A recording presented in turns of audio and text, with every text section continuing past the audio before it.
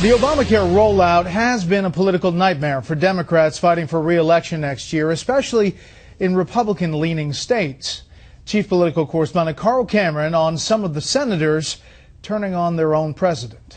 It's an important one. Few Senate Democrats are more bothered by Obamacare than Mary Landrieu, who's facing a tough re-election fight in right-leaning Louisiana and has launched her own ad blasting the president for the Affordable Care Act that she once voted for and defended. What I've said to the president is, you told them that they could keep it. Landrieu has introduced the Keeping the Affordable Care Act promise. Senator Landrieu says President Obama needs to stick to his word. This is a promise that you made.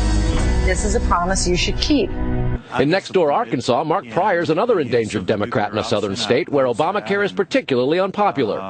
Like every other Democratic senator at the time, Pryor voted for Obamacare. Now he's distancing himself from the president and the Obama agenda. His new ad calls Scripture his guide. This is my compass, my North Star.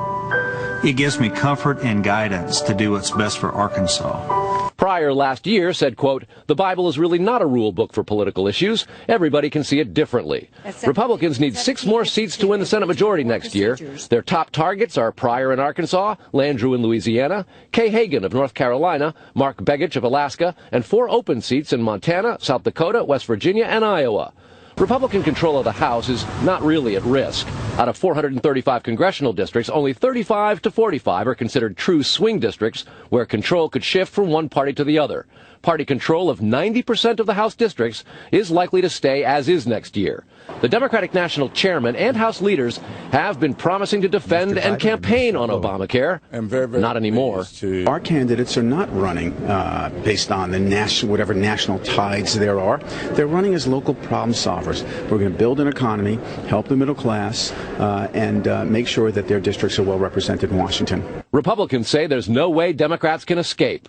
There's still a lot of parts of Obamacare that are going to be implemented, and including Medicare Advantage cuts that we're going to see in the new year. So there's going to be a lot of consequences of this. People are just seeing the beginning, and they're going to have to answer for this between now and Election Day 2014. With each new day of Obamacare problems, the GOP's case against it is strengthened, and Democrats suffer more self-inflicted wounds. There are now 325 more days of it before the election, Brett. All right, Carl, thank you.